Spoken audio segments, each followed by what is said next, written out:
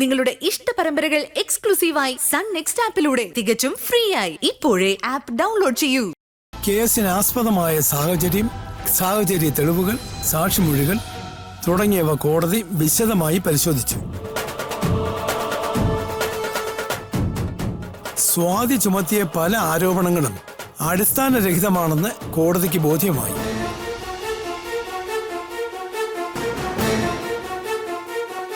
Advocate Nandagopan സമർപ്പിച്ച digital തെളിവുകൾ കോടതി സ്വീകരിക്കുകയും അതിന്റെ പരിശോധനയിൽ പ്രതിഭാഗം വക്കീൽ ഉയർത്തിയ പല ചോദ്യങ്ങളും നിലനിൽക്കാത്തവയാണെന്ന് മനസ്സിലാക്കി.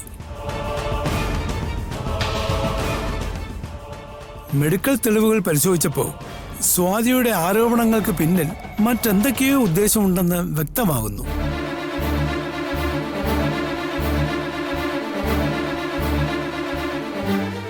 മേൽപ്പറഞ്ഞ വസ്തുതകളുടെ അടിസ്ഥാനത്തിൽ കുറ്റാരോപിതനായ അർജുനെ നിരപരാധിയാണെന്ന് കണ്ടെത്തി കോടതി നിരുപാധികം വിട്ടയക്കുന്നു.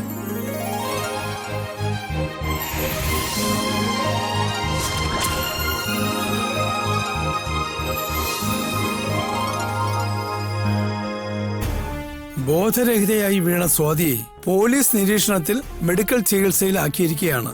സ്വാതി കേസിലെ ഗൂഢാലോചനയെക്കുറിച്ച് വിശദമായ അന്വേഷണം നടത്താൻ കോടതി ഗവൺമെന്റിന് ഉത്തരവിടുന്നതാണ്. അർജുന് സ്വാതിക്കെതിരെ മാനനഷ്ട കേസ് ഉൾപ്പെടെ നിയമ നടപടികൾ സ്വീകരിക്കാവുന്നതാണ്.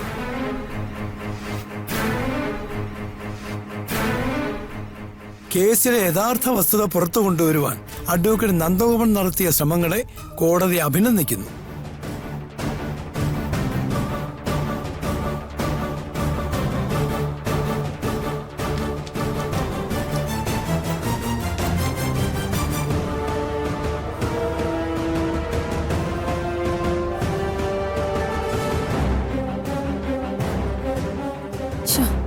കോടതി കൂടിയില്ലേ ഇതുവരെ?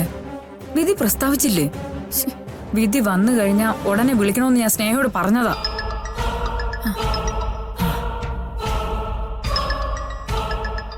സ്നേഹ,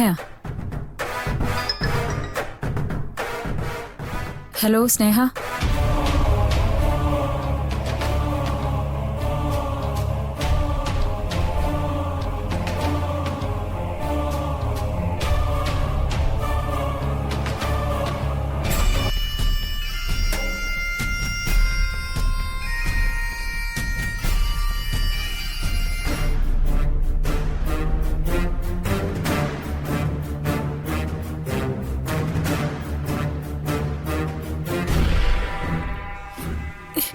എന്താ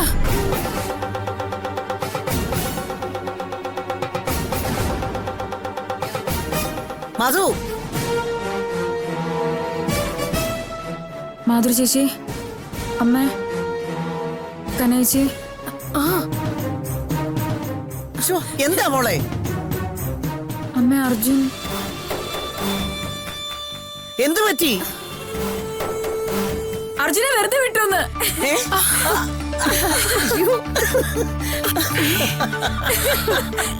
നമ്മുടെ അർജുനെ വെറുതെ വിട്ടോന്ന്.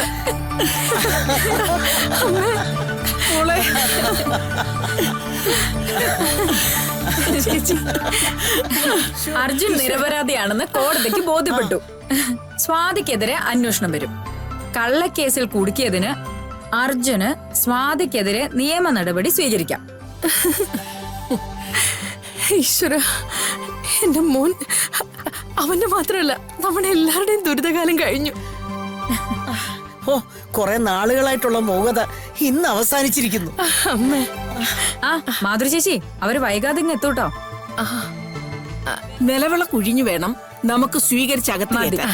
കനകച്ച് വിളക്കുരുക്കി വെച്ചോ? അതൊക്കെ ഞാൻ ഒരുക്കി കഴിഞ്ഞു. വിധി ഇങ്ങനെയൊക്കെ ആയിരിക്കുമെന്ന് എനിക്ക് നേരത്തെ ഉറപ്പുണ്ടായിരുന്നു. ഇനി അമ്പലയാത്രകൾ തുടങ്ങാം. ദേവീ ദേവന്മാർക്കൊക്കെ നേർച്ചകളുണ്ട്, ഒക്കെ നടത്തണം. അതെ അമ്മേ, എല്ലാം നമുക്ക് നടത്താം. ഒന്നൊന്നായിട്ട് തുടങ്ങാം. അല്ല, ഇന്നിപ്പോ ഇവിടെ സദ്യ അല്ലേ? അത് പിന്നെ ചോദിക്കാനുണ്ടോ കനേച്ചി? ഇന്ന് സമൃദ്ധമായ സദ്യയായിരിക്കും.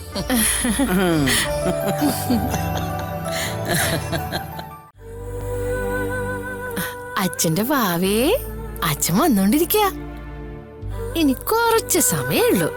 അച്ഛൻ ഓടി വരും. എന്റെ പൊന്നുമോൻ അച്ഛനെ കാണണ്ടേ? അച്ഛാ. ഓ ഓ ഓ ഓ ഓ. നീ മോളെ നോക്കാൻ വന്നല്ലേ? ആ അതെ അമ്മ. ഈ സന്തോഷ വാർത്ത നമ്മുടെ കുഞ്ഞോട് അറിയണ്ടേ? അത് വേണം. സത്യം പറഞ്ഞ എന്റെ മനസ്സ് ഏറ്റവും തൃപ്തിയോടിരിക്കുന്ന ദിവസമാ. തൃപ്തിയോടിരിക്കുമ്പോഴാണല്ലോ മരിച്ചാലും കുഴപ്പമില്ലെന്ന് തോന്നുന്നത്.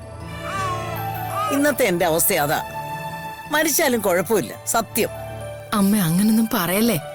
ഞാൻ സത്യമാ പറയുന്ന മോളെ. എന്റെ ജീവിത ലക്ഷ്യങ്ങളൊക്കെ പൂർത്തിയാക്കിയ പോലെ തോന്നുന്നു. മനസ്സിന് നിറവ് വന്നു. തിരിച്ചു പോകാൻ പറ്റിയ സമയം. അമ്മേ, എല്ലാവരും ചുറ്റും നിൽക്കുമ്പം എല്ലാവരും കണ്ട് സമാധാനത്തോടെ പോവാ. അമ്മേ, അമ്മ പോയ പിന്നെ ഞങ്ങൾക്കാരാ?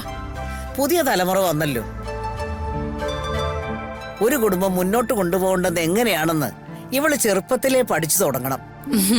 നോക്കുന്നുണ്ട്. നമ്മുടെ കുടുംബത്തിൽ എല്ലാവരും കാര്യപ്രാപ്തി ഉള്ളവരാ. ഇനി ആ അടുത്ത തലമുറയും അത് പഠിക്കണം. അമ്മ പറഞ്ഞത് നേരാ. പക്ഷെ അമ്മയ്ക്ക് ഇപ്പോഴൊന്നും ഞങ്ങളെ പിരിഞ്ഞു പോകാൻ പറ്റില്ല. അതൊക്കെ എനിക്കറിയാം. ഞങ്ങളുടെ എല്ലാ നേട്ടങ്ങളിലും അമ്മ സന്തോഷിക്കുകയും കൂടി ചെയ്യണം. ഞങ്ങൾക്കൊരു വിഷമം വരുമ്പോ ആശ്വസിപ്പിക്കാൻ അമ്മ ഞങ്ങളുടെ കൂടെ വേണം. അങ്ങനെ അമ്മ ഒരു വലിയ വെളിച്ചമായി എന്നും ഞങ്ങളോടൊപ്പം വേണം. വാവേ, മോളു.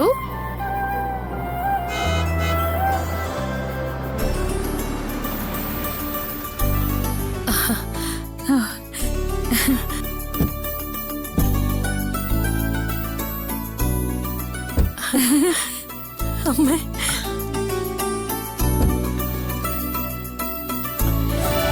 അയ്യോ മോനെ.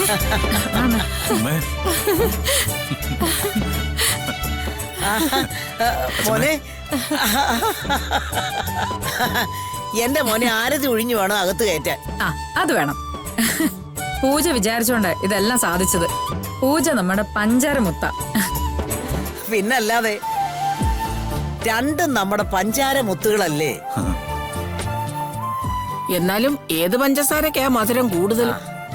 അത് ഞാൻ ആരതി ഒഴിഞ്ഞു കഴിഞ്ഞിട്ട് പറഞ്ഞു തരാം. എന്നാലും അച്ഛമ്മേ നേരത്തെ ഒന്ന് പറ. അച്ഛമ്മയുടെ നാവുകൊണ്ട് പറയുന്നത് കേക്കാനാ. പറയാം, വരട്ടെ. ഓ